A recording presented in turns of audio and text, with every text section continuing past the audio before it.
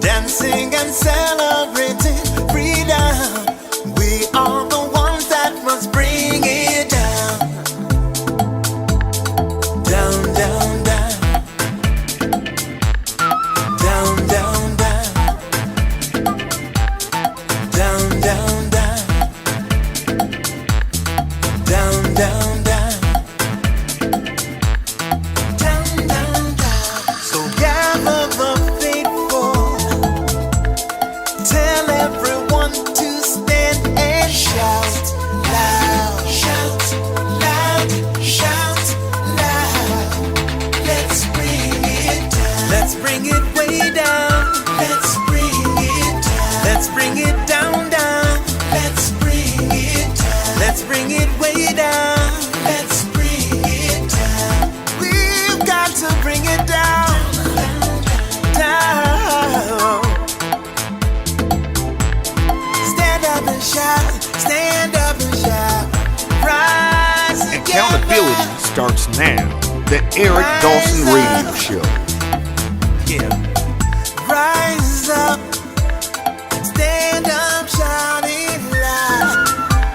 If you are not prepared to come to that table and to represent that voice, don't come. Because we don't need any more brown faces that don't want to be a brown voice. We don't need black faces that don't want to be a black voice. We don't need Muslims that don't want to be a Muslim voice. We don't need queers that don't want to be a queer voice. And if you're worried about being marginalized and stereotyped, please don't even show up. I know, Diane. You just want to sigh when you hear that, right? Yes. So happy Thursday, everybody.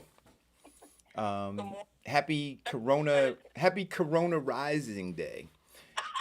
Happy Friday Eve. Yeah, happy Friday Eve. Corona is on the rise. It's on the rise. It's on the rise. They shutting stuff down everywhere. People still having parties. Wait a minute, Diane. Remember, see, somebody's lit. Have you watched the a lot of PSAs now? They spend a lot of money on news now. I'm sorry, on commercials telling people about coronavirus, right? They weren't doing it before. They're doing it now. And see, in here to me lies, I'm trying to get my hat straight. I'm gonna turn it this way so you could see the ADOS. I need somebody off camera, like straightening me up before I go on camera. That would be Amina. Amina, your producer. Yeah, I need somebody. Like my hat is crooked, but okay, there we go. So,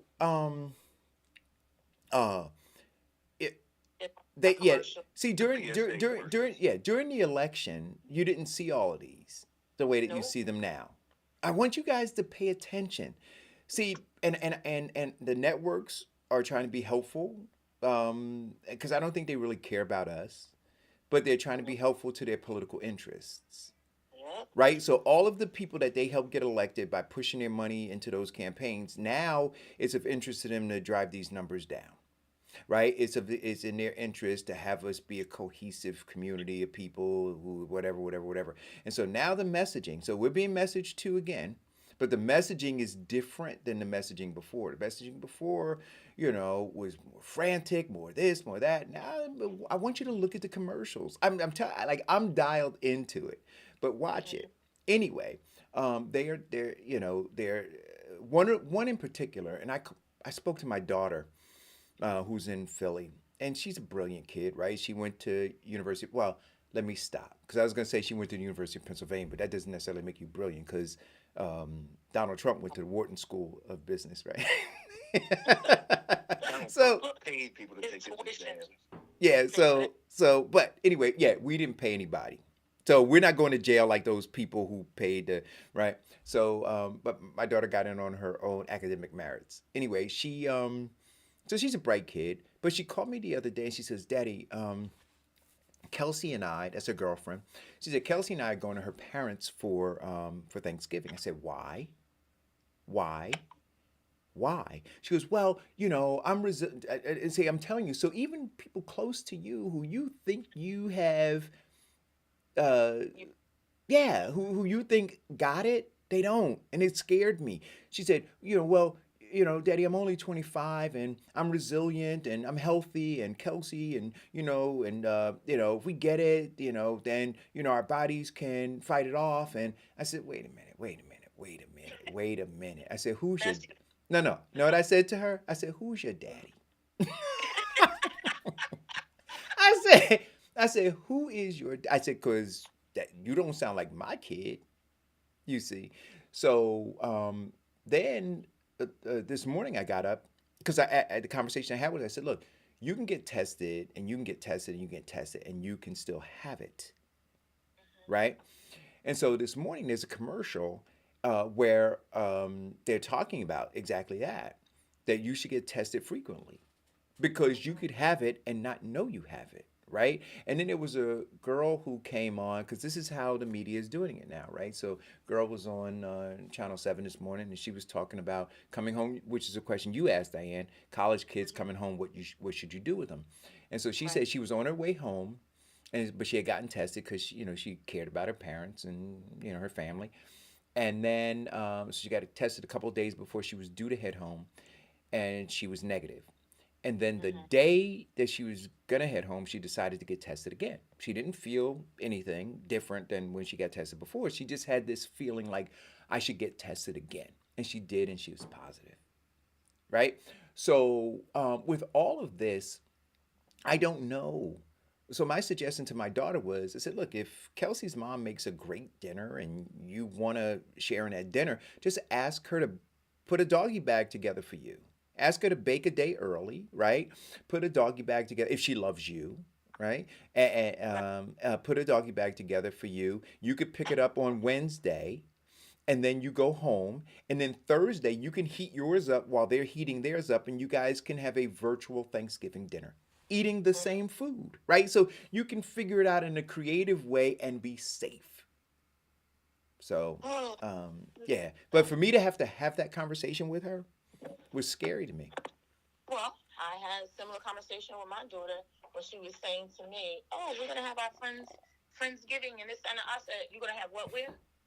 I said, "Well, you can go to that, but just know Thanksgiving you're not coming here." I said, "So you need to continue to self-quarantine because she works from home." Mm-hmm. I said, "Because I don't know your people, and your people don't know me, and I don't know what they have." And like you said, you can take the test today, and today's results are negative. But then tomorrow's results could be different because you've still been out and about or it just came out. You don't know. You don't know. Plus, nobody knows the incubation period of contracting the virus, where you can go a week without having symptoms, and then all of a sudden, bam, you got them all. Yeah. And now they're saying that by the end of the year, we may have over 300,000 deaths. This is crazy. Over 300,000 deaths. Like this.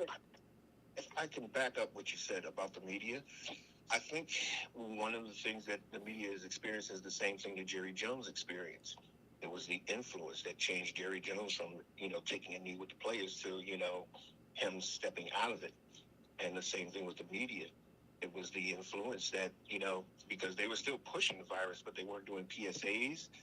Now that the election's over and new leadership is saying, okay, let's push the PSAs, that's what they're doing. No. Wait, Vincent, stop. See, here you go off the rails again. So you're saying that they needed permission from the administration to push the PSAs? No, what I'm saying is that they were in fear of a backlash for pushing. Are you serious? The media that dogged him. Wait a minute. Wait. The media that dogged this guy every single day was afraid of backlash from him? No, the media didn't dog him every single day. The media Are you reported what he did every single day. Wait, okay. Wait a minute. Vincent, the election's over. Your check is in the mail. You don't have to do it anymore. Come on. Nothing's wrong with that. One, the election is over. Two, I haven't gotten a check. I know. You know what? Let me say this, guys. I know Vincent hasn't been paid for the election. I want to say that. I'm saying it in jest, so you guys know. I'm not trying to disparage his character in any way, shape, or form. Vincent is not getting paid for the things that he says. He and I just fundamentally disagree on it, and I'm poking fun at him. So I just want to put that out there for the record. And for the record, I know you're poking fun. I just wanted to say No. I just want, for other people, right, who, I yeah. understand Yeah, that. it's just For important the to clear. record, I don't know who's getting paid and who's not getting paid. For the record, if you're getting paid and you're not cutting me off, I'm telling. What'd you say? If you ain't hit me off with a slice, right? If you ain't breaking me off, Break I'm me off a telling. piece. Hey, listen, but guys, got to be careful. Please be very But very this careful. is but this is what Malcolm X said. What did he say? It's on the bottom of your thing. The media can make people believe anything they want them to believe. Yeah, it says the media has the power to make the innocent guilty and the guilty innocent. True. Public opinion does have a strong effect on a lot of people. And that's why Trump got 14% of the young black men vote. But also, a lot of people are See, and I disagree with that too, Vincent. See, I can't let you float those things out there. I think that I Oh, think no, that Trump it's got true. 14%. Listen, I had a conversation with a friend of mine, old Jewish guy. When I say old, I guess Lee's Older. about, well, no, Lee is about 70, he's about 77. So older than you. Yeah, older than me. Well, so when I say older and old, what is the difference? Like, is my grandmother who's 98, is she old or just older? Right. But if you're 98 years old, you wouldn't consider her to be No, old. but I'm saying it. So is she old? Like, what's old? Methuselah. Old, Methu- well, Me- not to dive into the weed about that, but the definition of that is people consider you to be old when you are older than them. right. Okay. So then I'll say older than me. He's 70, late 70s. Jewish guy. And we were having a conversation about all of this today, this morning, over my early morning cup of coffee. And he and I have always had very, very honest conversations, sometimes knockout, drag out conversations around race and around, this country and such, Vincent. And we were talking about the blacks that voted for Donald Trump. We were talking about the divisiveness within the country and all these other kinds of things. And look, people voted for Donald Trump for a myriad of reasons. Some people voted for him simply because it served their best interest financially, right? Little Wayne. I'm sorry. Little Wayne. Well, no, not just a little Wayne. You see, but this is when you start marginalizing people like that, there are some folks who work on Wall Street, right, who are Harvard graduates, who voted for Donald Trump because it benefited them financially. But see, when you now want to just paint all of them, Young black men what? category. They don't fit into the young black men category. That's where the Little Wayne comes in. No. But see, you didn't break it out into two categories or more than two categories. You simply just broad stroked it with Little Wayne, right? No, I So, broad stroked it with Little Wayne because he's a young black man. but you didn't say that. When I said this is why black people voted for, you said Little Wayne, right? To imply that 18% was Little Wayne. And what I'm saying, so now when I push back and challenge you, now we start to talk about the nuances, right? So, No. Well, okay. Well, let me be clear. yes. When we talked about young black men who got 14% of his vote, it was because of the messaging. And you said into the interest. So a young black man who has a financial interest that Donald Trump voting for Donald Trump would be in their favor. And there are a few black men that fit in that category. Little Wayne is one. Right, There are not a lot of but see, black- but you know who there are else is not a- one? there are not a- But you there know are who not else a- is there's a lot one? of black young men in their 20s working on Wall Street. But wait, now, but that's not true. See. You know what, Vincent? Now this is scary, and if Jody's listening, she's about to call in. So you're now stereotyping black young men as being. Wait a minute. Understand what you're doing? You're stereotyping black young men, right, who voted their interest as being an illiterate speaking, tattoo over the top wearing, like, rapper. No, I'm stereotyping young black men who are making over $1 million. So all young black men making over $1 million are like Lil Yeah. Wayne. No, that's not what I said. Come on. Okay. Come I on. said I said a black man Right. who is voting on his financial interests. Right. One of the biggest models for that Is like Lil Wayne. Not all black men are making over $1 million a year, nor are all black men making over $500,000 a year working on Wall Street. Yeah, But I get that. but the 14% voting on the interest would be Lil Wayne. The other part of that 14% voted on Donald Trump because of the messaging. So let me ask you a question, right? Do you see a distinction between Lil Wayne and 50 Cent? Yes. Right. So 50 Cent said he was voting for Donald Trump. So why wouldn't you have said 50 Cent instead of Lil Wayne? Oh, well, because 50%. No, not 50%, 50 Cent. Okay, well, because 50%, I put him in a different category because he's not as young as Lil Wayne. How old is Lil Wayne? What? Wait a minute. Wait a minute. How old is Lil Wayne? I don't know, but I do believe he is older than 50 Cent. No, but I'm asking, Keep talking. how old is Lil Wayne and how old is 50 Cent? Keep talking, I'll Google it. Okay. Well, it has to be 49 or 50. Okay. And, Lil Wayne is, and I'll tell you in a second. Let's see, how old is he? He's 38. 38. So wait a minute. So you take a guy who's almost 40, right? A guy who's almost 40, and you say that 50 is how old? 51. Right? 50 is, according to Google, 50 is 45. Right. So there's a 6-year difference between the two of them. 6 years. Mm-hmm. See, so what I'm trying to get at is this, because Lil Wayne is 38. right, 38 and 45. So that's 7 years. 7 years, yeah. Right, 7-year difference. Right? I wouldn't say that age difference is significant. Well, some would. It's the equivalent of somebody in 7th grade. No. That's different. What point you trying to get to? So the point that I'm trying to get to is this, that I think that, and we got to be careful about this, right? Because when you want to paint a narrative, right, a certain narrative, then, you message it one way. You want to paint a narrative in a positive light, you paint it a different way.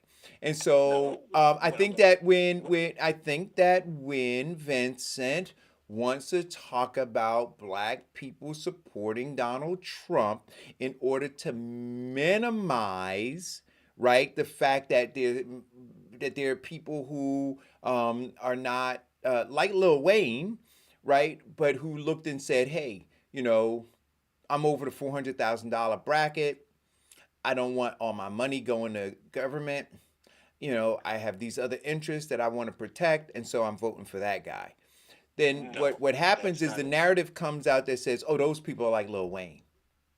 No, that's the way you're taking it. No, and I think a lot of people probably take it that way. Eric, I know where I'm going, but what I'm saying to you is that's the way you are taking it. Of course. Yeah, that's the way you said it. Because looking at the stats, the majority of the young black men that voted for Donald Trump don't make over $100,000 a year. No, but that's not the reason. Lil Wayne is in that category that makes over that. Right, and so does 50 Cent. So when you talked about voting for the interest, and so does 50 Cent. But I'm saying so does 50 Cent. But I'm saying so does 50 Cent. But you chose, instead of talking about this business mogul, right, who's on the cover of GQ magazine, right, and who has all of these other business interests, instead of talking about him voting for Donald Trump, instead of saying, oh, yeah, they're like 50 Cent, right? Because I didn't say they were like 50 Cent. I know you didn't. You said they were like Lil Wayne. Right. See, Eric wants to say 50 Cent. No. But I want to say some are like 50 Cent and some are like Lil Wayne. But you want to give the impression that they're like 50 Cent. I mean, like that they're like Lil Wayne. I'm saying that there is a mosaic of young black people, right, who voted for Donald Trump because of their interests. You wanted to narrow it down to give the impression that all of those people, in fact, are not a mosaic, but that they're all like Lil Wayne. No, that's not what I was giving. Okay. I was I just want to be one clear. Example. Okay. And one reason I was giving one example is because those are the ones that I know. Oh, Now, Nick Cannon makes a lot of money. However, he didn't vote for Donald Trump. no, I didn't say he did. Oh, exactly. So there are a lot of people there are some people that we can throw in that making voting on their interests, young black men, and there are a lot of people that we can't. I happen to bring up the example of little. No, no, I know you did, but I'm question. I But that just. wasn't to marginalize Little Wayne. In fact, I'm very proud of his accomplishments. Oh, okay. It was to actually bring the state that he is in that category. Got it. Okay. Can we agree that he is in that category? Oh, sure he is, along with the Okay. other ones too. Then why did we go through that whole 15 minutes of my life? Oh, you know why we did. Josie. So let's talk about why people voted for Trump. Many people thought that Trump had little or no chance of being elected, but voted for him anyway. They were opposed of 4 to 8 more years of what they saw as the progressive politics of Barack Obama, as reflected in Hillary Clinton's swing, the perception of a weak border enforcement, the unwillingness of the administration to call radical Islamic terrorism by its name, the concern about the IRS discriminating against the Tea Party and other conservative groups, the anxiety about declining percentage of the GMP dedicated to the military and concern of reports in declining military readiness, the distress about the left-leaning political indoctrination and suppression of free speech running rampant on campus, college campuses, and in public schools. Other reasons. The perception of universal health care as a budget buster. Trump was seen as a successful businessman, and it was thought that he could run the administration in a business-like manner. Mm-hmm. So none of those things tell you whether they were young black men, older black men, black women, or Hispanics. So when you keep referring to these particular people that you say voted for him, you don't know who anybody voted for unless they showed you their ballot. Well, let's see. Now the stats I looked at on the stats that you were looking at, you have to look at how many. You have to look at, was it a solid black group, not a universal or white America. The other issue is that when I looked at the stats in terms of the young black men that voted, the majority voted because they believed that Donald Trump was doing more for historically black colleges. They voted because let me finish. Well, tell me, you have to reference to get this information from.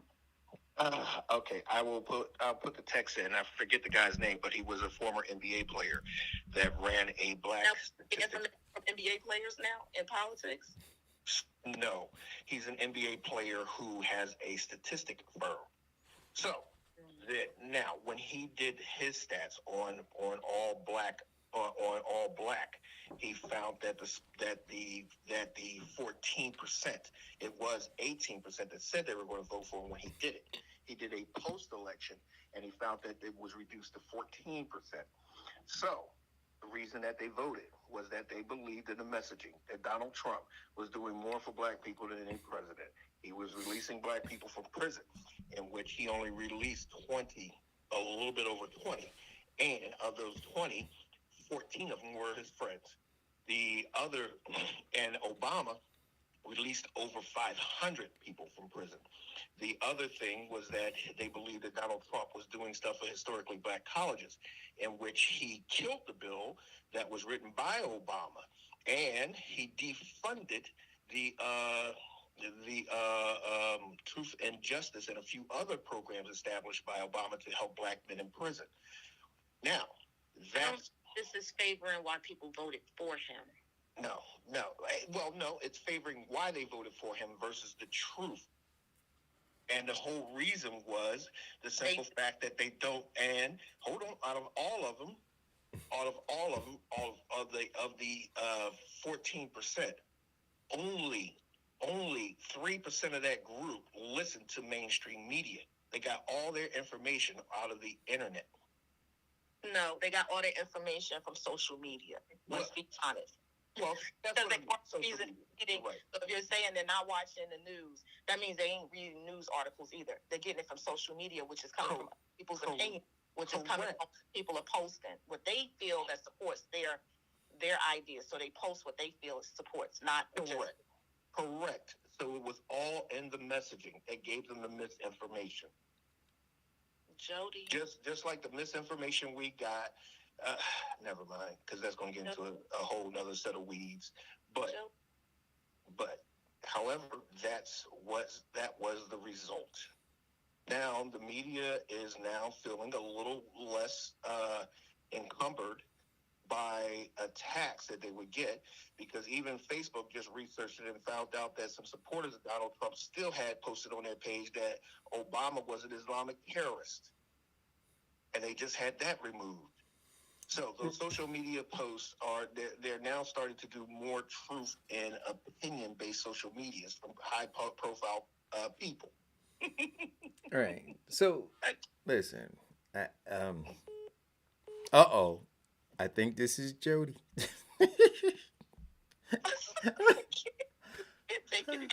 I, you know, I'm gonna start. I'm not supposed to, right? But I'm gonna start bringing a bottle of Jameson to the studio with me. And yeah. Okay. Hey, good morning, Jody. How are you? I'm good. How are you guys this morning? I'm doing well. Wonderful. This is good. I got a good conversation for you because I can't be following Vincent down those rabbit holes of this. Thank you. But so when Vincent was talking about Trump and what was so bad about him being in office, I did kind of change my view, but just based off of what I understand it to be today.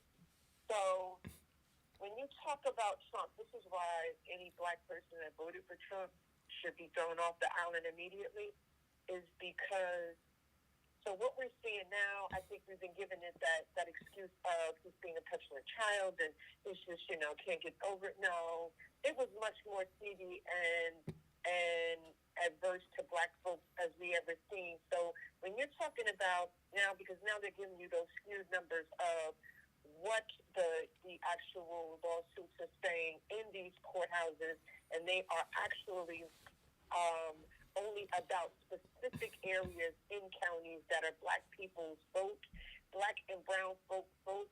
The Republicans are actually trying to diminish our vote, because if you're thinking, if we're being fair to us as a people, 65% of the electorate vote the first time since 1908, and they're being very cagey about telling us what percentage of that 65% is black and brown vote. It is high, because there would be no reason for the Republican Party to back Donald Trump to go into courthouses and say, we want those specific votes to not count in those specific areas that are black and brown people. Correct. That is something being done to literally diminish the authority of our vote, because what they did realize is that our vote carries. And if we come out and start voting, and, that's why I realized this morning that when you say the fact that they're trying to say no ballots, that is about, they figured out how to get lazy black folks to vote, and they're very concerned about that. They're very concerned that when it rains, black folks don't come out and vote. And when it snows, black folks don't come out and vote. If we give them a way in which to vote from their kitchen table, my God, what could happen to this country? And they could actually begin to have a say. So that movement he's playing inside of the White House is not that of a child.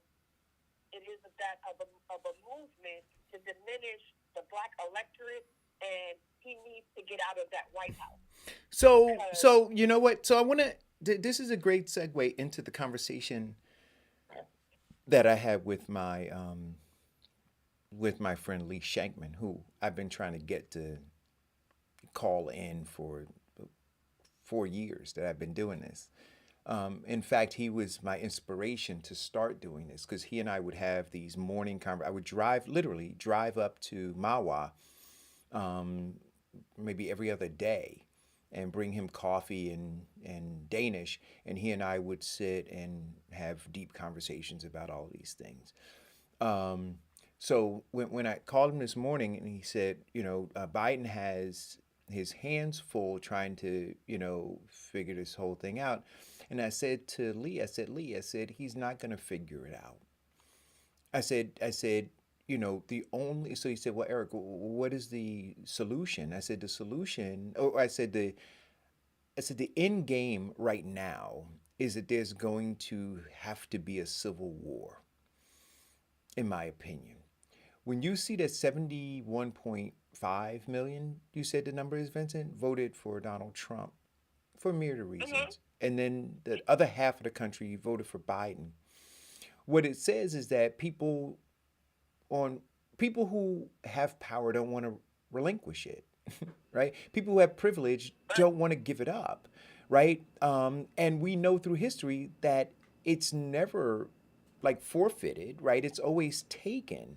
And so if we now see the lineup, there's a clear line there. And the country decides that this, decides that the other. I don't care how much working across the aisle, you're not going to convince people who have been benefiting from the status quo to all of a sudden just say, hey, you know what?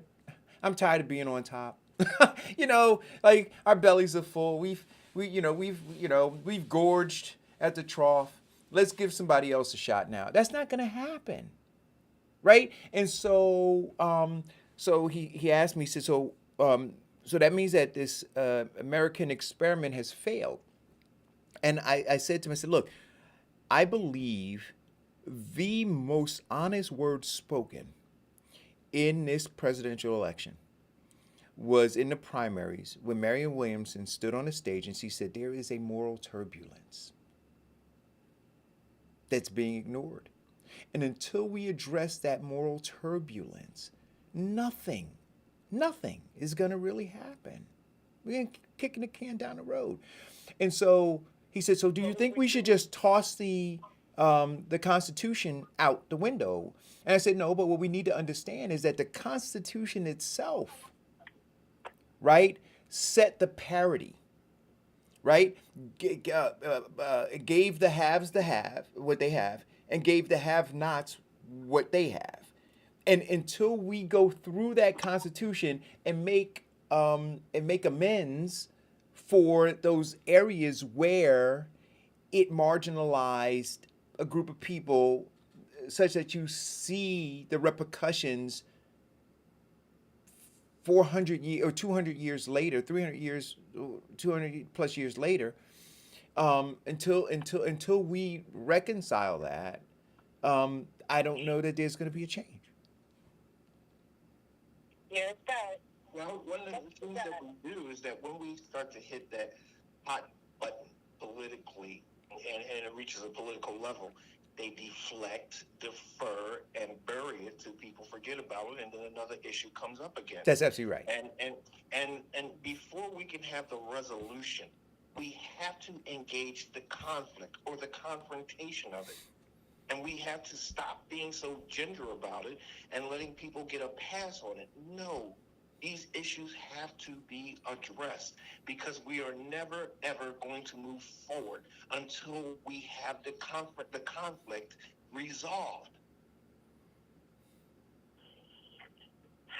I don't know what the I don't know what the resolution would be when, all right, so I learned this word this morning, the firehouse of falsehood. Like, I didn't know, like, dog whistle politics, that was actually a saying from Russia, that is a technique used to control the people, and it's called a firehouse of falsehood. And this morning, I watched as they basically said that is what Trump is doing, and they try, now this is media, right, MSNBC, putting out a theory. I recognize that it's highly, just driven messaging. Okay, cool. But I do take some pieces out of it all. So it was based on an article that was written by a journalist, and he named the article Trump's Firehouse of Falsehoods. And then he explains, I read it as soon as I got to work this morning, then he explains how that these things are being done specifically, that the media is actually playing down something much more insidious than we're seeing, because that messaging of this election is fake, this election is fraud, illegal ballots, and illegal voting, they're actually saying only about black people that live in Democratic areas. It's not even a dog whistle, right? It's not saying it to a certain group of people. They want to make this a part of something and that's Firehouse of Falsehoods, right? That you just keep throwing them out there, and you keep saying it over and over again until eventually the people will believe you. And we have to understand that when you're talking about that 71 million that aren't just rednecks in the boonies, right? Right. Now, aren't just rich folks of both white people, black people. Like this is something crazy that we're allowing to happen.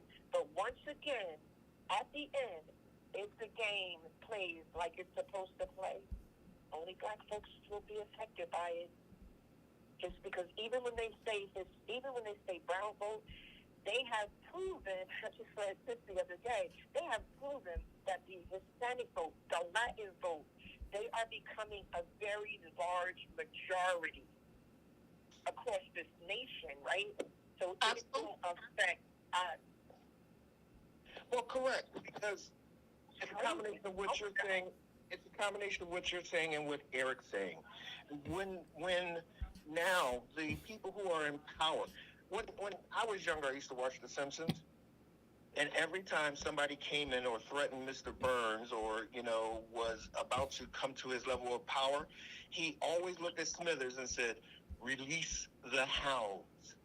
When we now start to threaten their power, they're releasing the hounds. The dog whistle is going. They're going to attack. When the black vote and the Hispanic vote starts to show power, and that means that for them, when that vote has power and it can change their way of life, they're releasing the hounds. And to answer your question, Eric, how do we rectify it? For me, just get your knee off my neck. No, it's going to have to be a civil war. People are going to have to take back the government, because otherwise they're going to keep moving what they've been moving, because they're a machine. They keep want to fight for us. Civil war. I'm serious. Well, see, here's my opinion on the Civil War. A lot of people say that there has to be a civil war, but under our Constitution, we have an exchange of power every election. What we have to do is not fight with guns, but fight with votes. And one of the parts, and they knew that we were mechanized to fight with votes, so they started to infiltrate the messaging to get to weaken the vote. You can't win when you're playing in somebody else's match. That's absolutely right. That's absolutely right. When somebody else sets the rules.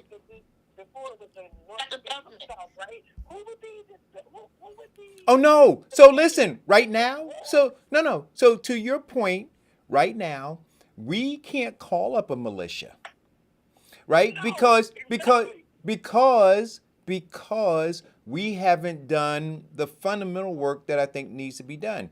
You have far too many people who are plugged in to the matrix, right? Far too many people who are continuing to be miseducated. So when we talk about the fact that there has to be a civil war, so until there's a true awakening, folks will remain on the plantation, but in order to extricate black people from the current condition, there has to be a civil war. So I'm not saying that one is on the horizon. I'm simply saying that until we have one, nothing is going to change. Been in wars. I prefer the peaceful transference. Got it. Because because war is very gritty and it has. But here's the thing, and we got another call. We got another caller. But I want to say this: we keep talking about a transference, right? There really is never a transference of power. The power always stays over there, right? So you understand what I'm saying? So there's never really a we call it a transference of power, but the power is always over there. Eric, and the reason we don't have a true transference of power is because power is always backing the next person. That's absolutely right. Who's going to do their bidding. I agree. I agree with that. Caller, go. Hey, good morning, guys. Let me add to what the young man is talking about when he talks about the Constitution. The Constitution is just mythology. It's not. It's written, and it was written for the structures of power. White men, black men were enslaved, and yeah, we got the 13th Amendment, and only because like people like Frederick Douglass was, and matter of fact, he should have been president. we had to wait like 200, 300 years before, we even got, a president because of gradual emancipation. But no, the Constitution is a mythology. The men who wrote it were flawed. They all of them were slave holders and didn't give a damn about women. Nobody, but we still follow the Constitution, but we have to understand that it is a myth of your rights. It's not, and if you're going to talk about civil war, yeah, war is gritty, but it is very, in this country, it's going to always be necessary. And these people today, they just guy riding around with a Jeep pickup truck with a damn machine gun mounted on the back of it. and this is what's going on in this country, where we've been disarmed, and we waiting for somebody else to come save us. And to add what Jody was saying, the corporate media is all about money. If they don't radicalize these people, that somebody's taking something from them, and what we have to do is we have to do everything that we can to embargo states like Kentucky. We got to embargo states like South Carolina.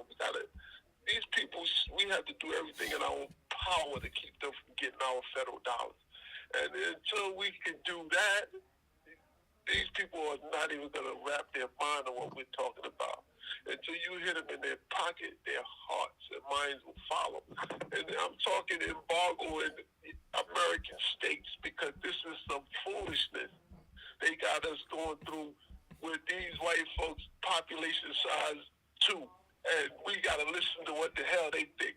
Come on, man, this is got to be a mythology. It's got to be. And it's like we're under a spell or something. And until we start hitting these people in the pocket, that's the only time they can understand. And Kentucky is destroying this country by keeping McConnell in office. South Carolina is destroying this country by keeping Lindsey Graham in power. But go ahead, Vincent. You got to cut me off anyway. If I can add to what you're saying, because I agree with you wholeheartedly. And the reason that McConnell is still in office and we're still going through this is, and you guys keep saying a civil war, which you don't realize in terms of the corporation of white supremacy, the Civil War has never ended. Well, I think we knew that, but Yeah. they've invented different ways to wage war on us throughout, the Southern strategy and all of these other ideologies they keep going, and we jump right on their narrative and run with it. It's sickening. And we fight others who bring to attention their strategies. We have that anti-black within the black community, that when the white man say, if they therefore, yeah, y'all heard my Mufasa. Let's go on out to the field. No. No, I'm going to disagree with you on that. We've all been miseducated. We've all been, it's not, people are throwing rocks and stones and don't even know they're throwing rocks and stones. We under mythology here. And until we realize that the battle that needs to be fought is the education, because these people have us under a spell that we can't even fathom that we under. We speak in their language. And so how are we gonna talk against something in the language we speak? You know what I mean? Yeah. And Well, so crazy. the thing is, and this is what I said to Lee earlier. The narrative of the message. So this is what I said to Lee earlier. This, like, when he said, well, we have to go back to the Constitution, we have to go and look back at this. I said, look, we have to first understand that everything about this country, everything about the founding of it, right, in terms of Black Americans, was wrong. Was wrong. Everything. Right? So to take any piece of it, it's all diseased, right? And so what we witness on a daily basis is baked into, and you hear it on the news, they use that term, right? Baked into the very DNA. Baked into the very DNA of this country. And so if you look Eric, can I give you an example? Yep. The simple fact that you're saying founding of the country, like, oh, we stumbled upon this place and you found it, nobody was here. The founding fathers, this is the myth. This is a part of our speaking their language. Like, no, you stole, let's say the stealing fathers, the thieving Point taken. SOBs. Point taken. No. Point taken, right? Yeah, no. The words matter. Words do matter. And yeah, so yes, so we need to, so that is part of the unplugging. So to say it like that puts it in a different context, right? So yes, it's not the founding, because the founding implies that, there was this level of civility, right, as this thing was taking place. And it wasn't. So yeah, to talk about them being thieves and brutal murderers and rapists and all of those kinds of things kind of puts it in better context and lends more credence to what Marianne Williamson said when she talked about this moral turbulence, right? That began at the very beginning and was never quailed, was just covered up. And then we have to look at the nature of the moral turbulence is money. And money in America is power. And let's look at it. And in terms of, and don't get me wrong. So let me put 1 minute into a definition of Vincent Squire. I'm a proud American. I was proud when I served. I was proud when I swore to support and defend the Constitution.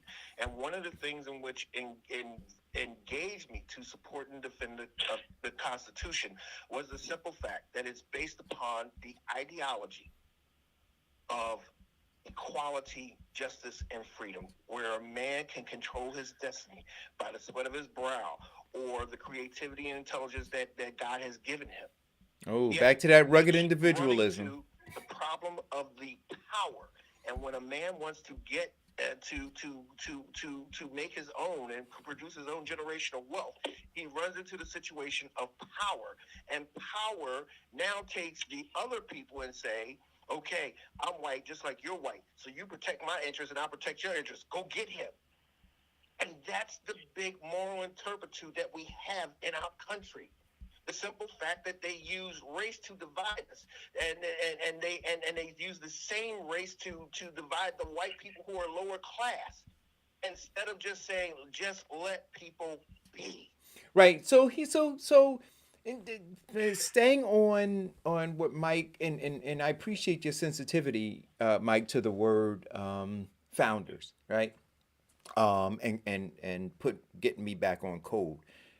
When we talk about proud American, right? If you are really unplugged and you understand what is there to really be proud of.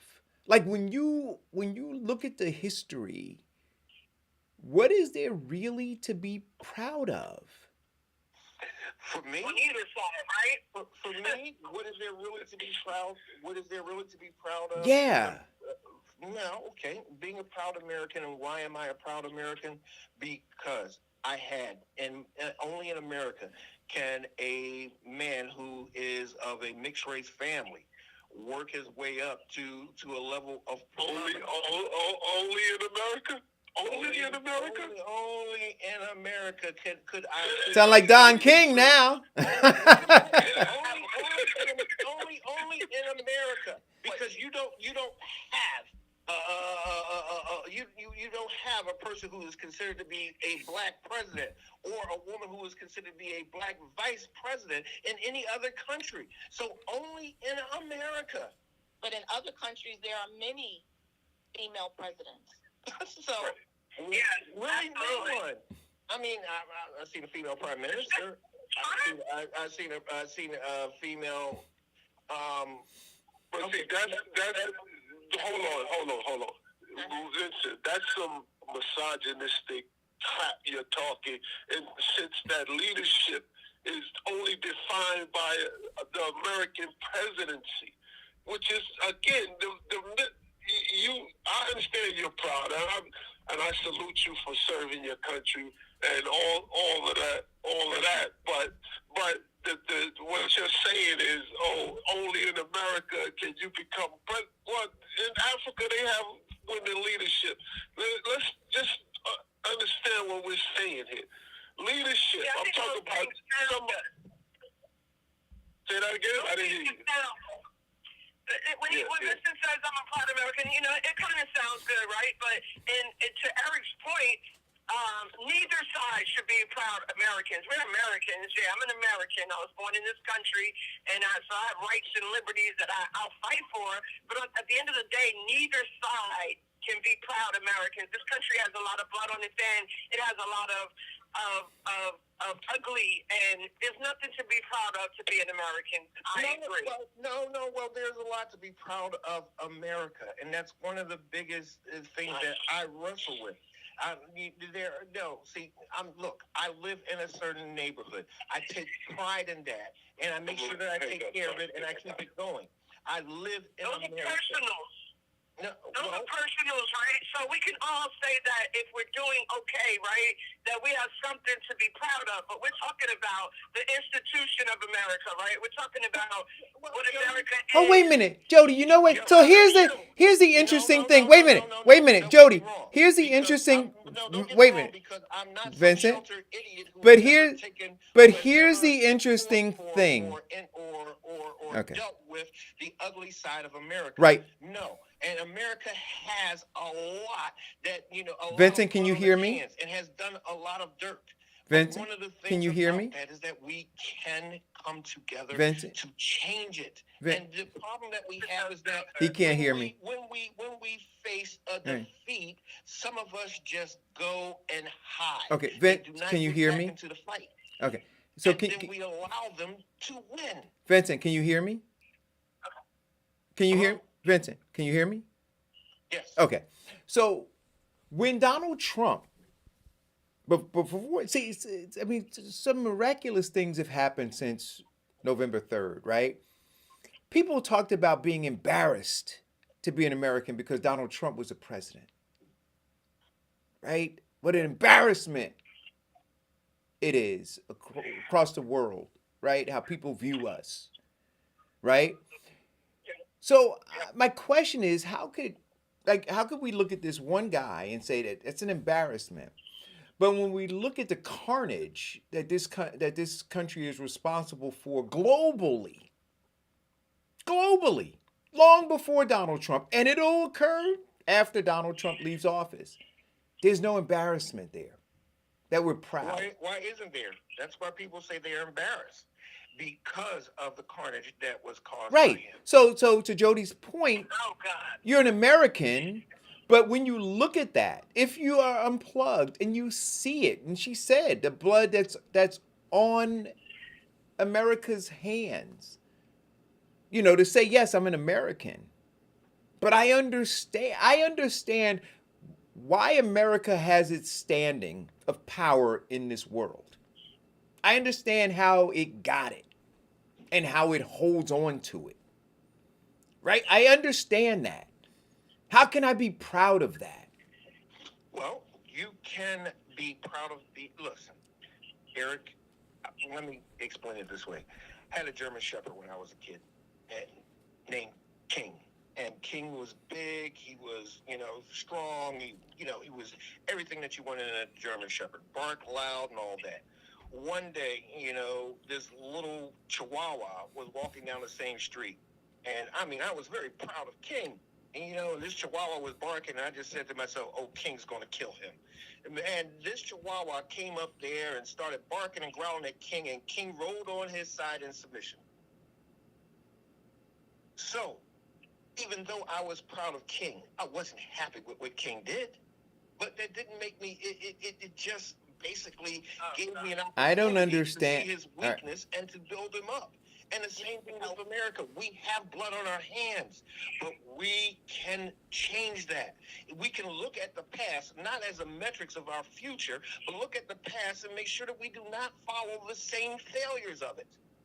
Look, it's hopeless. Only God can save them. Listen, when we make analogies, we should be careful with analogies, right? Because if the if the meat of the analogy doesn't meet the moment, then it's just like a story, right? That was like a story, Vincent. You can't compare that moment between the two doggies with America and its carnage. It's like apples and oranges or something even more extreme. And I think what's most important, though, about the moment, so not to get off the subject, is that power is what our community has faced in order not to get that economic equality out of this country, right? But what I think this moment is about is that when you look in those states where they turned it blue, right? I just looked at like a really quick run, Eric, and so in Georgia, the vote for 57% of the vote in Georgia was it was the black vote. I'm not gonna say African American, it was the black vote. In these states where he was beat by the Democratic establishment, it was the galvanizing of the black vote. So for it to be a movement right now in order to diminish and have courts say that those votes are illegal votes is the fact that we have and they have recognized, listen, we do have power. We've just been, as you would say, anesthetized by whatever, all of the gimmicks and all of the messaging. But this is, if any time we can get some power, this would be now. So can I say? Can in the spirit in the spirit of words matter? Can I convince you, Jody, to not use the word power and say that we have influence, right? So we influenced, but we have no power, right? So we went out and voted, and we influenced the election such that now we turned it blue, but we don't have power. We have influence, and there's a difference there. So they used us to You're absolutely right, but I think the fear is right on the adversarial side that is trying to take away that influence. Right. I think their fear is that we may recognize in the barrels of our descent that power can change to influence, and they are very scared of that. Do I think that we have the capacity to do it, Eric? Right. In our present state of the community? Right. Hell no. And this is where I said, so this is where I said to Vincent, where he said every 4 years we change, we change power. I'm of the belief that both parties recognize to some extent our level of influence, but they have colluded. Both sides have colluded that they'll never give us power, right? So even you understand what I'm saying to you? So so those on the Democratic side, they look and go, yep, You know, those black folks, they came out and did this, but we can't. And this is where the insidiousness lies within the Democratic Party. They are now conspiring against the black community to ensure that we don't achieve power. They're doing that right now. So they said we were able to use them. We were able to push them emotionally to the brink, such that they used their influence to make sure that we got here. But now we have to temper those emotions, guys. We got to put our Negro whisperers and slave catchers out there, right? We got to calm what's going on in the servants' quarters, because we can't let them believe that they can have power. They got to rely on us. See, they got to rely on us to give them what they want. Here's one thing with that ideology. This election has let the cat out of the bag. The genie is out of the bottle. And people now have come to the realization, or the awakening, or the unplugging from the matrix, that this vote has power. No. Influence. People back, and we said it, as soon as the marching and stuff calms down, people going right back to sleep. Well, no, the marching calmed down. They stopped marching, but what they did was organize and mechanize themselves to say that, okay, to make this change, we need to vote this person out, in which they did. Yes, one of the biggest one of the biggest campaign organizers and motivators and movement in this election was the Black Lives Matter and the Progressive Democrats. Oh God, don't say it. Now you're making me act like Earl. What? Vincent, I got Black Lives Matter painted on my street, in my town, and a street sign put up, and ain't shit changed in policies. You know why? Thank you. Our township is about to file for bankruptcy, and we have a black female mayor. So nothing has changed. We got probably 7 lawsuits going on concurrently. Nothing has changed. So you can't tell me that mobilized Black Lives Matter. Yes. Well, they did. And the whole thing right now. Wait. Let me.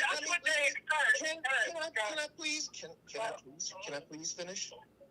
Now, what we have to do is not let our foot off the gas. There's no more gas. The gas is gone. It's over. Listen. And I think that is what they bank on, right? Unfortunately. So, and I think that's when Eric talks about the local politics do matter. They bank on that we are that kind of people. That we hate to say it about our own people, and sometimes I think that is a fault of ours, an Achilles heel, that we don't call it out as much as we should.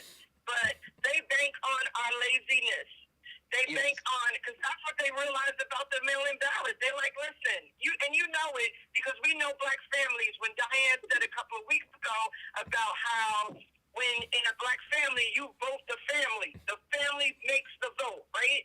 So what happened was grandmothers and these staunch Democrats were in their kitchens making their lazy 18-year-olds and 21-year-olds and 25-year-olds who have never registered. They were registering them at home during COVID, and they were taking those ballots, filling them out, having them signed, because black folks are lazy. Right? So we are not going to capitalize off this moment, and they just want to ensure that happens. So we can even take their vote for them. We can take them in court. Nobody talks about that, even in mass media. They say it lightly, but when I thought about it, I was like, wow, a group is actually going to court saying that the election for president was invalid based on the black vote. And we want to throw out all the black votes. Correct. That's kind of crazy. And to know that it's not Donald Trump, right? So this is when you see it. Because not one Republican is going to say that, because in large part, as a group, in and maybe even some Democrats would like to see that vote passed away. It has a little too much influence. It controls who we are, and they are not smart enough to even capitalize. That's kind of crazy to me. And no, I don't think that's going to change. Well, I cannot disagree with your statement, with the exception of this. I mean, Eric is considered to be black folks, and he is one of the most hardest working, conscientious brothers that I've met. Diane is considered black folk, and she is hardworking, conscientious, and a very good networker. But we got two of y'all. We got two of y'all. By and large, okay, and I'm no lazy person either. And Jody, you don't seem to be lazy, nor does Mike. Because every time we're talking, you guys are working. We got five, y'all. We got five. We up on five. And I know a lot, and don't get me wrong, I know a lot of people who are black who are lazy. But I also hired a lot of white people who are lazy. So it's more of an individual thing. So I cannot group black people in a hole and say that they're lazy and they don't want to do anything. Yet I can't, but we do know that they come out to vote on presidential elections only, or majority, which... They didn't even vote last election. Huh? They didn't even vote last election. They This sure whole did, ballot situation made it very easy for black folks to vote. That's what made it easy for them to vote. Well, the COVID made it easy for them to vote. But okay, whatever you can destroy. All I'm saying to you is, right? I'm not counting apart black people. They didn't vote last election, but they did come out this election. And when the country needed them, they stood up. So, No. Honest about it. The reason why they voted was because there were mail-in ballots. Because it became mandatory in the states. It was not because they were more politically conscious about what was going on. Absolutely. From the political side, the reason why we have teams of people to go out to encourage mail-in voting is because it drives the numbers. That's it. Well, I like to believe that black people have more motivation with as political as this election was. And as public, you just like to be a believer, not a factual-based person. You just like to be a believer, right? You like to believe. I'd like to believe that we were smarter and we were more courageous, and I'd like to believe a whole bunch of stuff that just ain't true. So I think the first thing you have to do is be honest and be honest. To be honest, mail-in ballots didn't just start. Mail-in ballots have been there. I got mail-in ballots when I was in the military. Mail-in ballots has been in effect since Abraham Lincoln. Not politically astute and did not care, which made them politically lazy. So it's not the fact that just because now the mail-in ballots came out that they were so smart and they were filling these things out and they were anti-lazy. No, that's not what I'm saying. That's taking what I was saying out of context. Because if it had not come to them in the mail, mandatory mail out to them, they would not have filled out anything to have it come to them. So let me ask this question. No, we cannot say that. The reason that we had mail-in ballots on such a mass level was because of the virus. Now, it doesn't matter. Now, we cannot state that they would not have come out. And the reason that they didn't come out last. You're over talking again. You're over talking me. You're finished. I was making my statement. Then relinquish. Well, so then why don't you acquiesce and let me finish my statement? Because I'm still talking. So mail-in ballots is the reason why people are now voting does not make sense, Vincent. People were voting because they were mandatory and they were sent out to them. People made no other effort in any other election to request a mail-in ballot. Well, that's because of the virus. The only reason mail-in ballots came out on a mass level was because of the virus, and people were. And what you're admitting in that is that they were messaged to do so, right? Right. So if you want to take Diane and not take her for what she's saying to you, then take it that they were messaged to do so. People were messaged to do that ballot in black neighborhoods, in Spanish neighborhoods, in counties across this country. Right. We were driven to the vote, hit the ballot, and we were told that Trump, the bad guy, the orange dude, didn't want you to do that. So it was the messaging that got us here. So wait a minute. wait. No. Let, It was. Like, listen, if people didn't vote, if 56% of the legislative body in Atlanta did not vote, if those numbers were 57 now, but in 2016 they were 20-something, which they were, that said there's a body of black people who don't even go out and vote. so Like, the question, so the question, Vincent. So the question, No, then people should just wait, vote.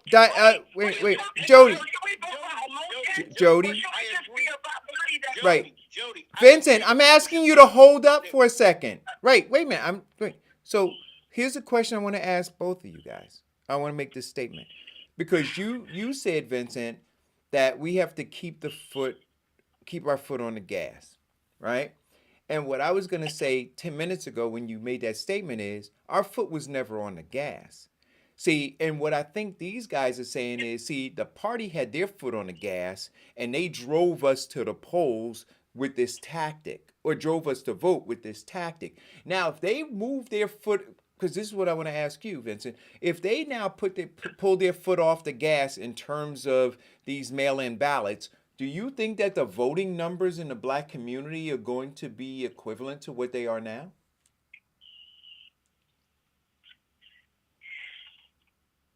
That's a question. I want to.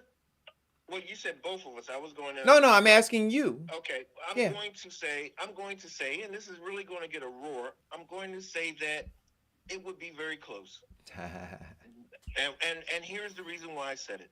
People were saying that no, they weren't voting. When people say that they were voting against Trump, you have to understand why they were voting against Trump. And the statement was you're either voting for Biden or you're voting against Trump.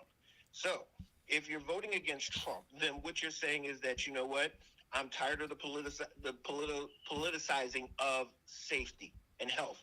I am tired of the lies. And No, you don't need to go through the whole. I don't need all of that. Oh my God. Yeah, we don't need all of that. So what I'm saying to you is this.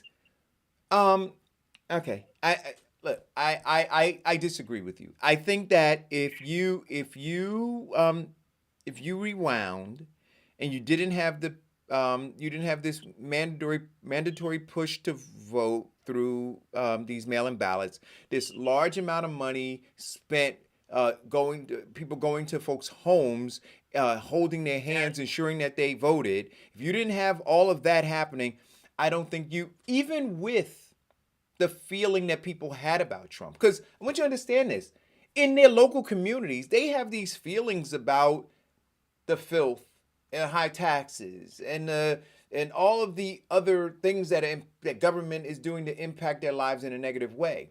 But they don't go out and they don't go vote. And that's because there's no push, right? Here's my disdain. When you say that only reason black people voted was because they had mail-in ballots, diminishes the power of the black vote. No, it tells the truth. It does.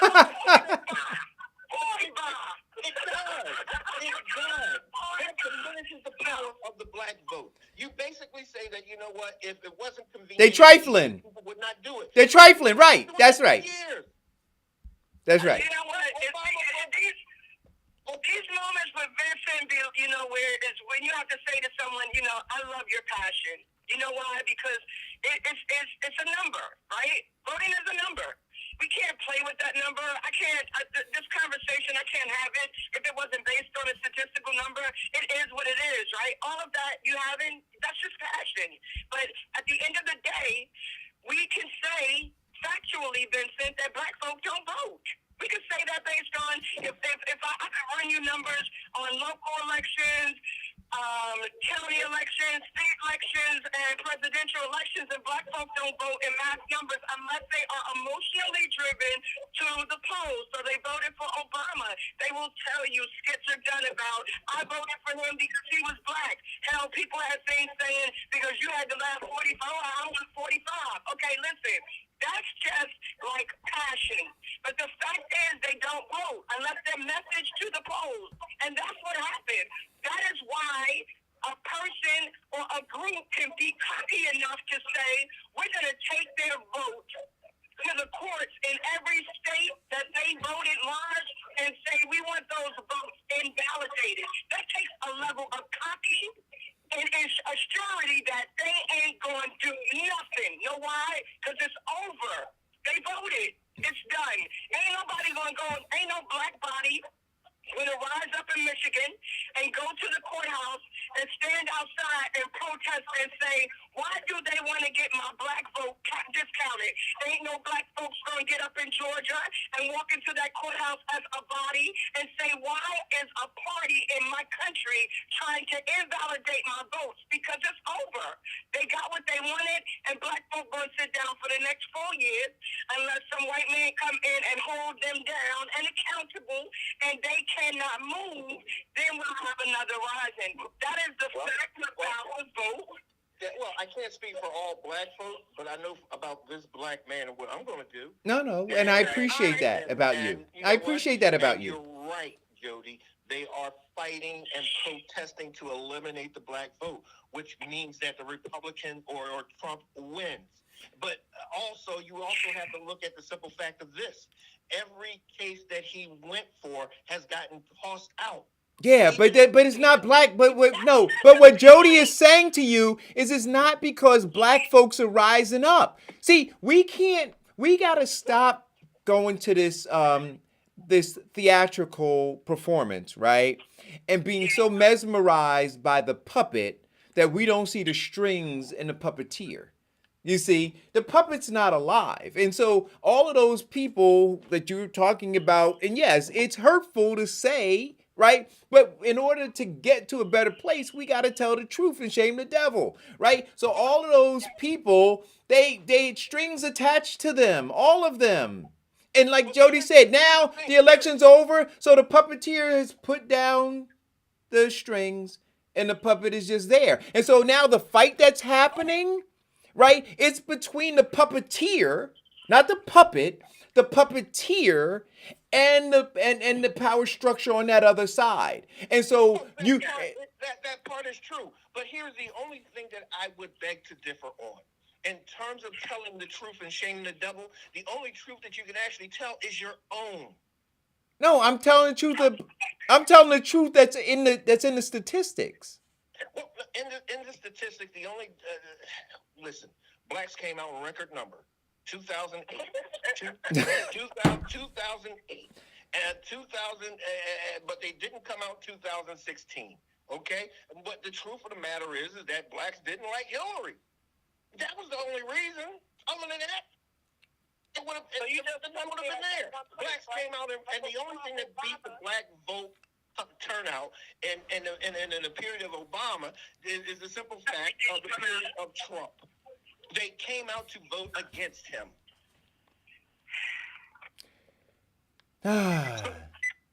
So, I don't know. Listen, in Newark, I'm making a hard left. In Newark, Raz Baraka now is, I saw his, I don't know if anybody saw his press conference last week, but he talked about how he was being criticized early on when he did all the shutdowns, stay at home Monday, comfort yourself Tuesday, hug another person on Wednesday, whatever the other days were that he had. Yeah, he's slogan filled, right? In fact, now it's Newark versus COVID-19, right? And they got the masks and the hats and the whatever and the shirts. I wonder what they're selling for, who's producing them, and who's making the money. But anyway, I digress. He talked about how he was criticized for what he called draconian measures, or other people called draconian measures when he had all of that stuff. But then he said, huh? Where do you get that word from? Where did he get the word from? Mm-hmm. Oh, no. Listen, I will commend him on his vocabulary. No, he got the message because he listened to the show. He decided to use that particular word. Oh, well, listen. He is he is an orator. I won't take that from him. He does well for himself in that respect. But what he then said was that after being criticized when the numbers dropped, people were sending him flowers. I want to know who sent him flowers. I want to know I want to know, because that's what he said. He said he was getting flowers sent to his house. I want to know who sent him flowers. But So any, if the name Eric Dawson was on it, he probably would have had a heart attack. yeah. So, but now he is enacting, more measures, right? Folks staying at home, and we talked about that and talked about how I believe anyway that this thing needs to happen it needs to occur in a bigger way, in a way that I don't believe that he nor any of the other black mayors in Essex County can really comprehend. I don't know that they have the acumen to really comprehend it, right? That it has to occur on a level where you understand, like deeply understand the impact of the economic impact that's going to be had in the black community. I was talking to my brother yesterday who lives in Harlem. He said, go all up and down 125th Street. He said, all those black stores are done. They're all closed down. Done. He said, Eric, they'll never reopen. Done. He said, it look in terms of black business up there in Harlem, right? He's on Adam Clayton Boulevard. And he said, all done.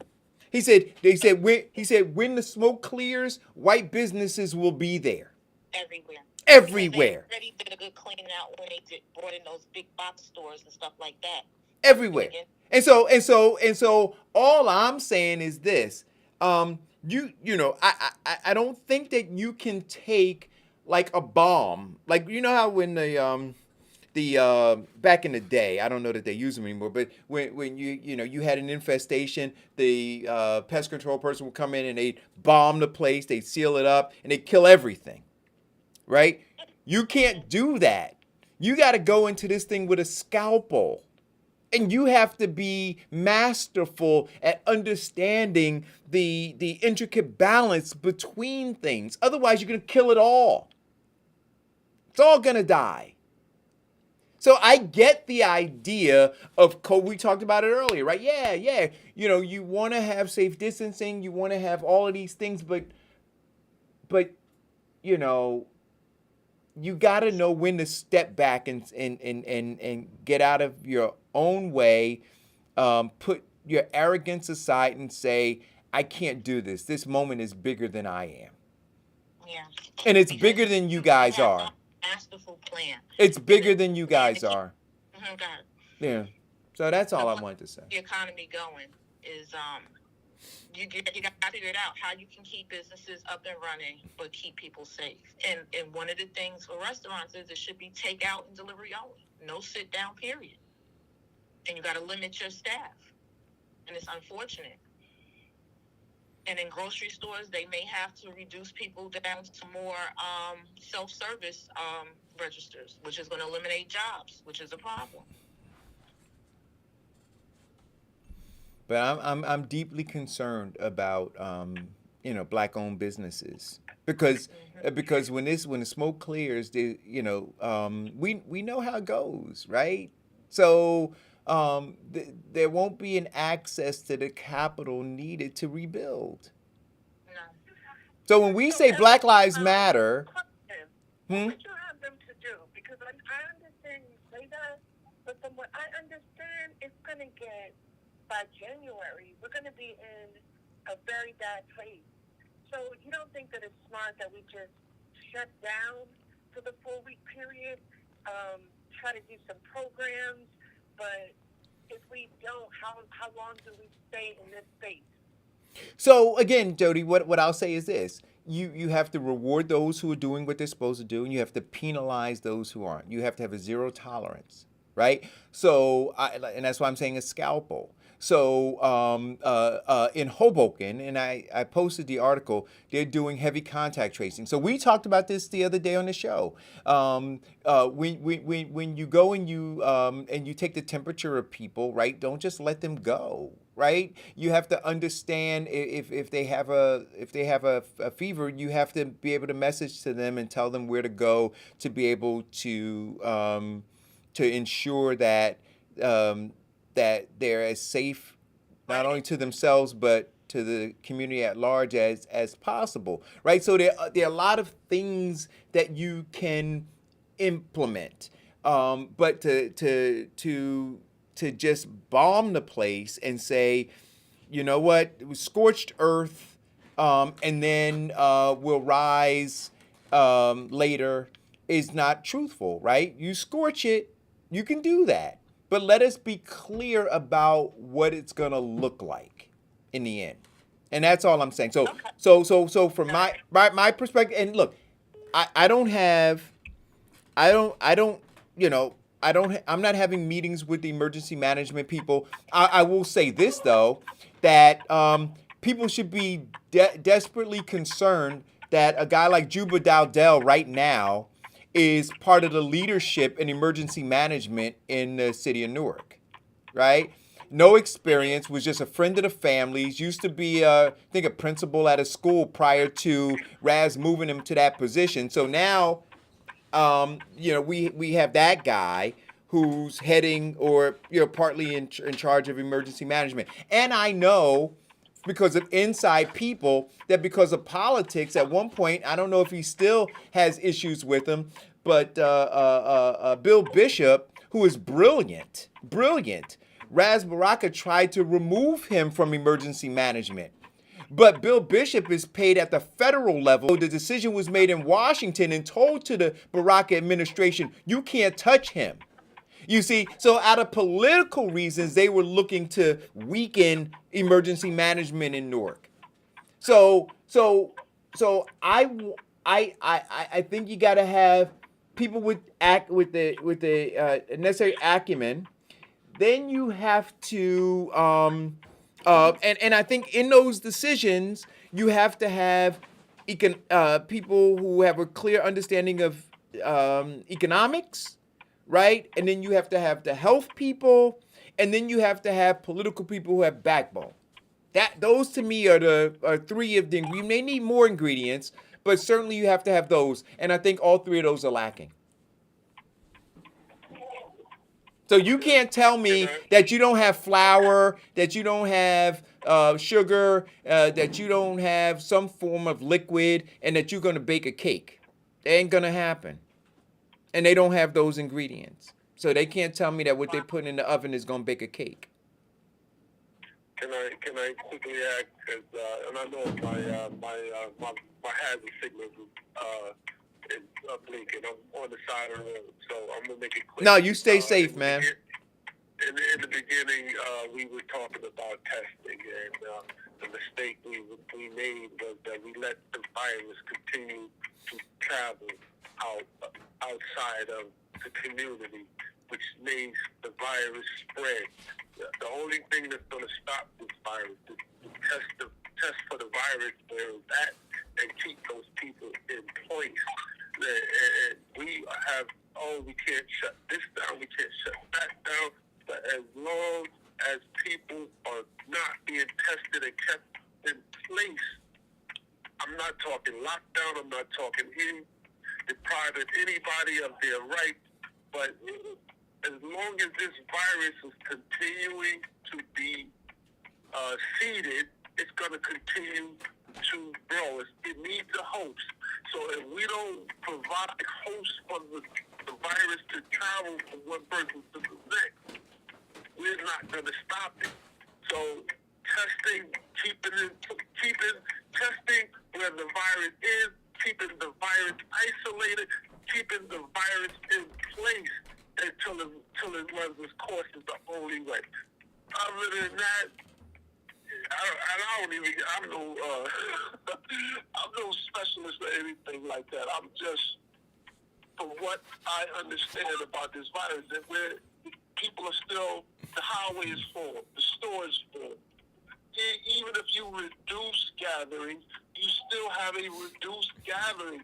Even if you only let this person go and this person stay, you can't. You have to test. You have to test our way out of it, and you got to keep people test where the virus is. Stop letting it travel from state to state to state to state to state. It's just going to travel the world and come back again. That's all I wanted to add. Thank you. That's my solution anyway. Thank you. So, anybody want to weigh in on that? Oh. He's absolutely right. It's true. People have to shelter in place because we spoke about it earlier. You don't know who has it, the incubation period. You don't know anything about this, but what you do know is that it spreads, and it spreads very quickly. And for some people, it's deadly. For others, it's not. Yeah, and he is absolutely right. The only issue that we have is that people are complaining about their freedom. And as always, people were starting to complain about wearing masks. And people are coming up with excuses for not wearing a mask. People are coming up with excuses for not being socially distant. And the whole thing is that we have to now say that, we have to say that it's time that we not be selfish and think about ourselves, but think about everybody and do what's needed. And I understand that every politician does not want to do a shutdown. Yet New York just shut down their schools. And New Jersey is starting to, there are certain counties in New Jersey that are starting to shut down that were open. Cherry Hill was looking to open and then had 4 cases. So they shut them down. And that's the only way to minimize the spread. And minimizing the spread gets us into the point of actually starving the virus. And we just have to suck it up, man up, put on your big girl panties or whatever, colloquialism you're going to use, and just get it done. I'm afraid we're going to have to do it. I think that if we don't, I think it's going to be bad for us. So I just think it's smarter, and I recognize that people are going to be in trouble, but that is what the federal government is supposed to do in times like this, the programming and whatever it is. But I think if we shut down for 4 weeks, we kind of put ourselves ahead of the game. And if we keep doing this the way we're doing it as a country, to keep turning back into this space again. Yeah, we've now reached a plateau of over 250,000 people have died from this virus. When are people actually going to start taking this serious? And there was a woman who was on the news who, she works in a hospital in the COVID unit. And she's saying daily she sees people who are dying, and they're dying and they're confused because they didn't believe that it was real, or they didn't believe that a mask could protect them. And, that's a horrible thing. During the course of this pandemic, I've been at 7 Zoom funerals for people that I know and love. When are we going to start taking this seriously?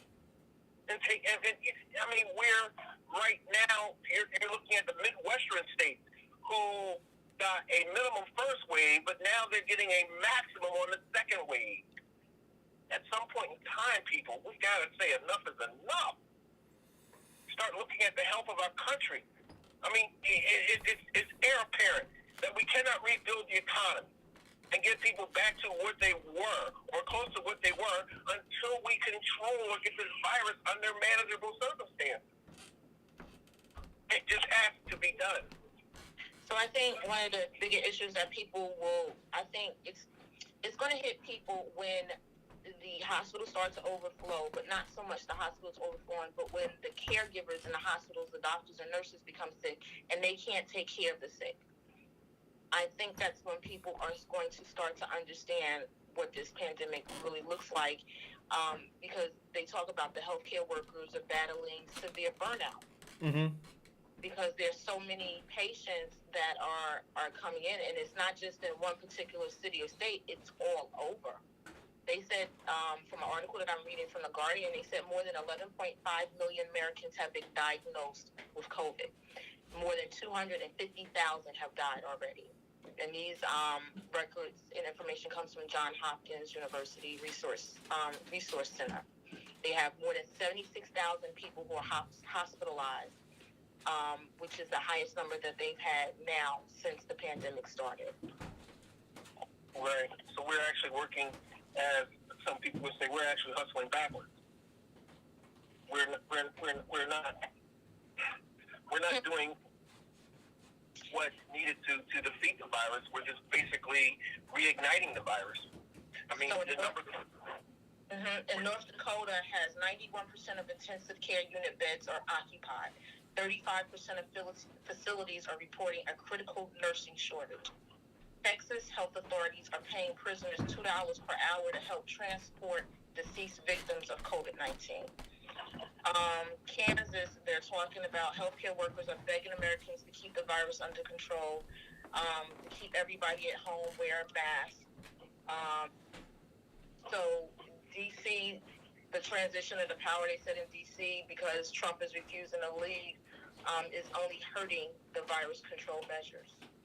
Idaho chief medical officer at St. Luke's Hospital said his hospital is considering rationing care because there are not enough staff or beds for all patients. He said it would be the first time as a doctor. Rationing means that he would be limiting the amount of people coming in and being able to stay. He's going to be sending people home and telling them not to come in. So this is across the country. There's stuff happening. People are not paying attention. I still see on Facebook, people are going to these parties. Yeah. With and with masks on.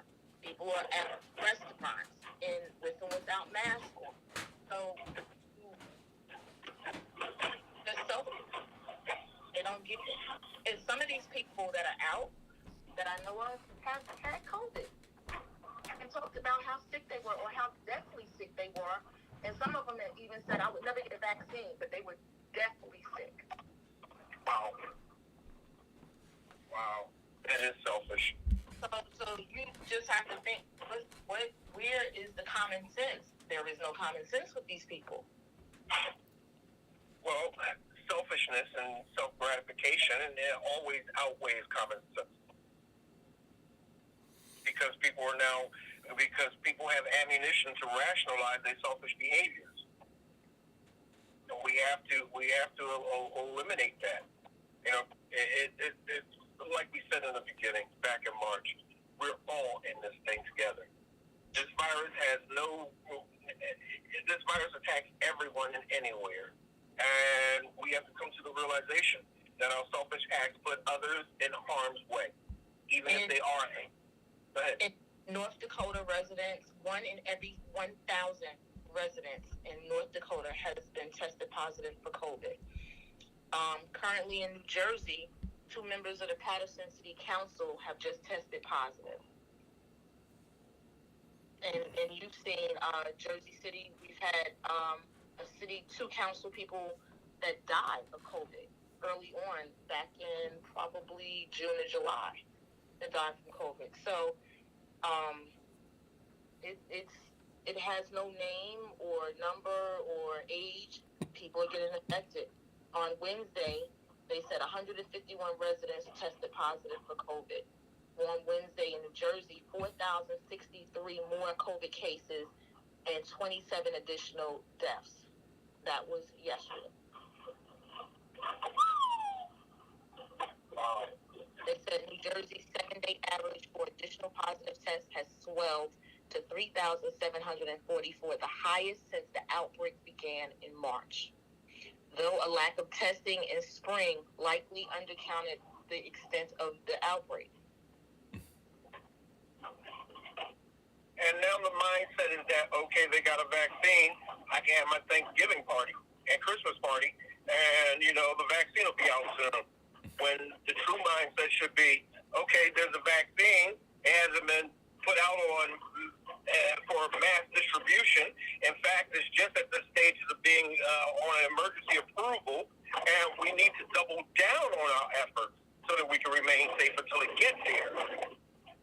Well, the federal government is saying that dozens of states are entering into lockdown as Thanksgiving approaches. That they believe the Assistant Secretary of Health Department states that this will get worse before the pandemic finally abates, and that's what Dr. Fauci said. This is going to get worse before it gets better. It's better. The national data reporting says a 77% change in new cases over the past 14 weeks, with hospitalizations and deaths rising as well.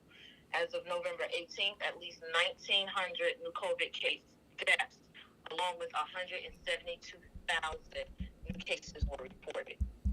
And that was November 18th, which was yesterday. Yeah. All right. So, Well, Eric, I think you maybe start doing your Samuel L. Jackson introduction. yeah, I'm gonna start that again. That's right. Stay home, but well, again, yeah, we'll do that. Listen, I want to ask this question, Diane and Jody. If you're on the phone, It's 11:51. I hope you guys voted for me. So I woke up and I saw that Michael B. Jordan was voted the sexiest man. Right? And I'm gonna tell you, wait a minute. I was feeling some sort of way about this. And I'm saying, well, I don't know who was nominated. I don't know how you got to, solicit votes. But I said See, what had happened, Eric, was their ballots didn't go in because they got them mixed up with the voting ballot for president. But I'm just like, And he happens to be one of my little cuties in my head. do you think he's He's cute. He's a nice. sexiest man in the world? No, not in the world. Sexiest man alive. I think that's it, right? Yeah. No, it's just for what we see, right? So I'm sorry you couldn't be in that vote, Eric, because we see you and you are sexy. But, everybody sees him as he is sexy. And in that space, yeah, he's a cutie, and he's from Newark, so I'll give him that. All right. Sorry. Yeah. I mean, I wasn't that mad at him because he's a hometown guy. But I thought that was pretty cool. And they said that this is the third black man in a row. Is that it? Yeah. Denzel Washington, Idris Elba, and now Michael B. Jordan. Come on now. I don't know how they come up with this thing. Do we like it, Diane? Yeah, he's a kid. I'm not looking at him like that. Politically correct. Girl boss. He's a kid. Got it. But they also included in that article Dr. Anthony Fauci and Dwayne Johnson and Chris Rock. So I'm a little skeptical. Wait a minute. Dr. Fauci as the sexiest man alive? Wait a minute. Diane, wait a minute. Dr. Fauci got votes? Dr. Fauci got some. Damn. Now I'm really feeling bad. I'm kind of feeling bad myself. Oh my goodness. Well, listen. Congratulations to Michael B. Jordan. Happy for him. And so stock is going up a little bit more. Absolutely. Yeah. So what else is going on? Because I told when I was talking to Lee this morning, I said, look, the drumbeat of the news and all of this stuff, has just kind of. Diane's show, how's it going? Oh yeah. Oh, because, did you? I'm blocked. No, Diane, did you do a show yet? Yeah, I've done. You blocked him, Diane. Absolutely, I told you that. I'm not playing. Oh my God. There's certain energy I just don't want in my space. You don't get in my space. Yeah, I've had 2 shows already. I've had I can't even think of her name right now. She just got a contract, $30 million contract to open up a dialysis center in the city of Newark. Oh, nice. And I met Tamisha Smith, Miss Tamisha Smith. I interviewed her week before last. Last week I had a young man from the city of Irvington. He runs Joshua Transportation, so he provides transportation throughout the state, courier service, people transportation as well. And this week I have a young lady, Katrina Wiley Belton, and she has a soap making business that she's going to be launching soon. So. And your show airs what day? It airs on Saturdays at 11 a.m. Um, so every Saturday from 11 a.m. I'm on YouTube. I'll put it in my link. I always do a little advertisement so people get to see it. So that's where I'm at. So you're not blocked on YouTube as of yet, Vincent. But if you show out, you will be. You just blocked on my Facebook.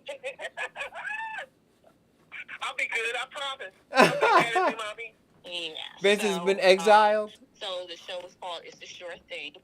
And you can find it by that, or you can Google my name in YouTube and you'll find me. Oh, Google her.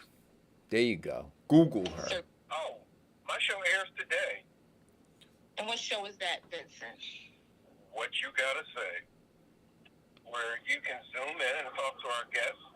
Today we'll be discussing mass incarceration.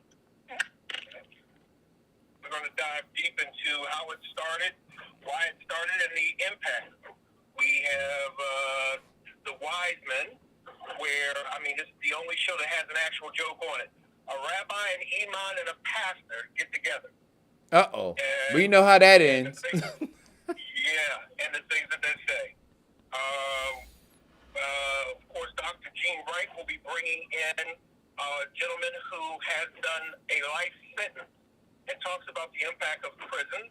We'll be talking about the economic devastation of a family where one member goes to prison. And we also will be talking about a group that does prison mentorship.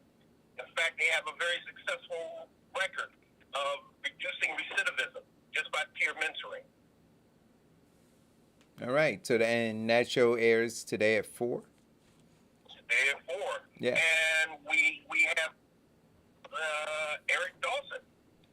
I will be there. Where do they find your show, Vincent? On YouTube, on Facebook, where you are? YouTube.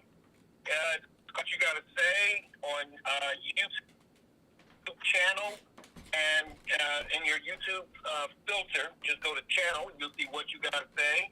It's on Facebook, Instagram, Twitter, and LinkedIn. All right. So you'll be what's happening in the community and what businesses. And we'll post the Zoom link where if you want to get in and talk to some people, you can. All right. So there we go. Listen, guys, I went shopping yesterday because I'm starting to Amina talked about some things she wanted to have for Thanksgiving because we're not. And there's no toilet paper. No at the store. Yes. Is Walmart it has now issued its 5th order is that they thought would get them through Thanksgiving. wait a minute, who has done that? Walmart, Sam's Club, and Costco hasn't reported anything yet. Oh wow. But all of the both groups, there's no toilet paper and no sanitizer. Oh well, I know. Amina went out this morning to Target. She had gotten word, I don't know where, that there would be some sanitizer or something disinfectant there. So she headed out this morning to go take care of that. I did go to Costco to re-up on our paper towel supply. There was a line around the whole perimeter of Costco. Say what? Is that the Costco Union on 22? That's the one on 22. That's a super spreader for sure.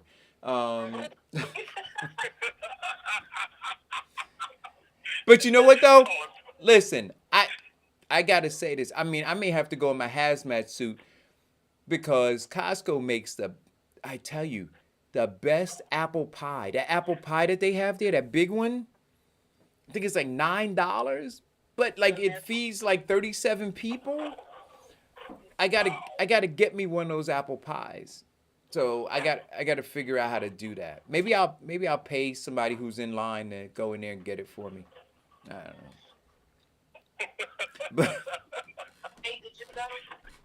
But are you guys all settled in terms of your holiday menu for Thanksgiving? Are you going to be cooking at home? Yep. Yes. All right. Well, my wife brought in a turkey yesterday. She said the smallest one that she could find was 10 pounds.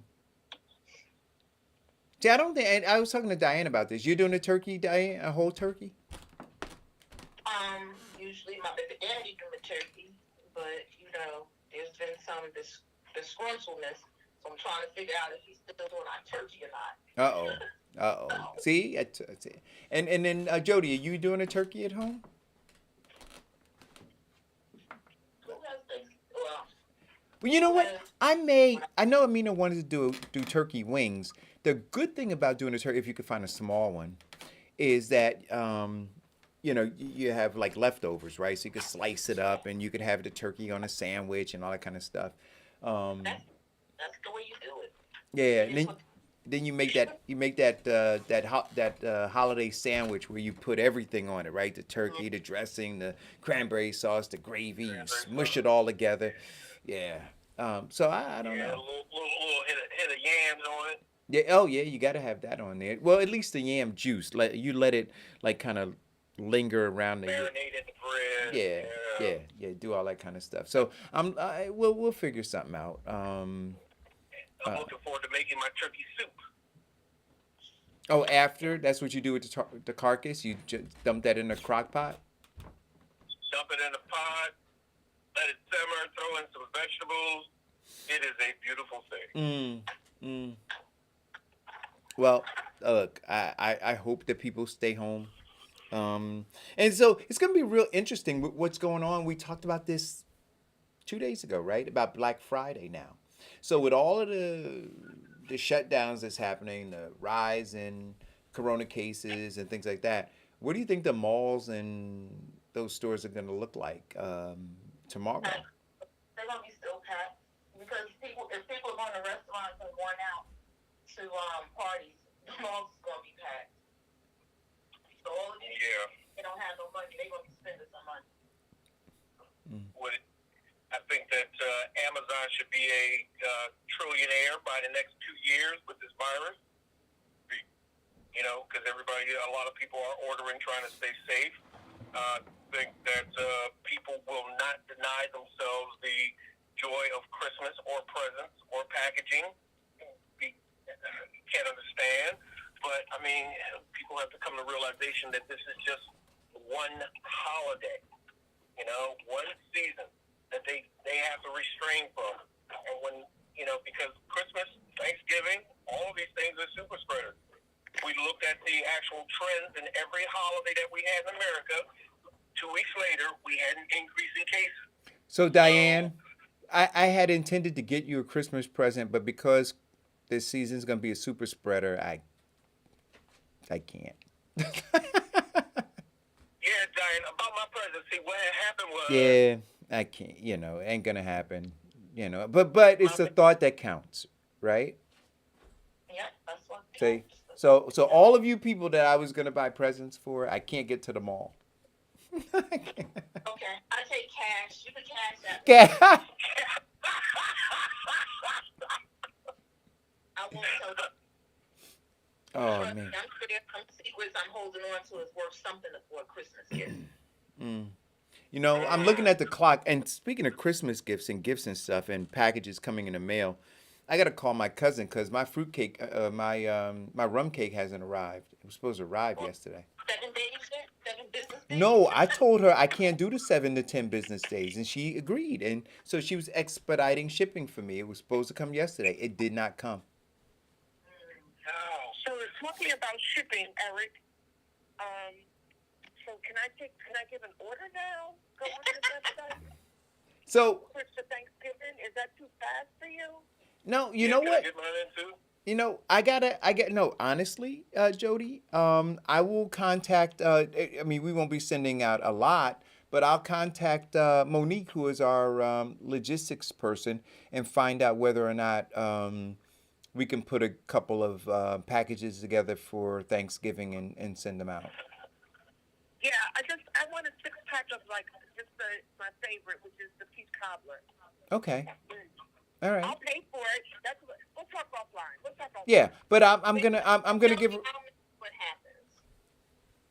What'd you say, Diane? We've got 1 minute. We've got 1 minute left. Diane, what did you? Jody, I will make sure you get it. Okay, see, there you go. Thank you. There you go. Thank you. Yeah, aren't you? You're gonna be at your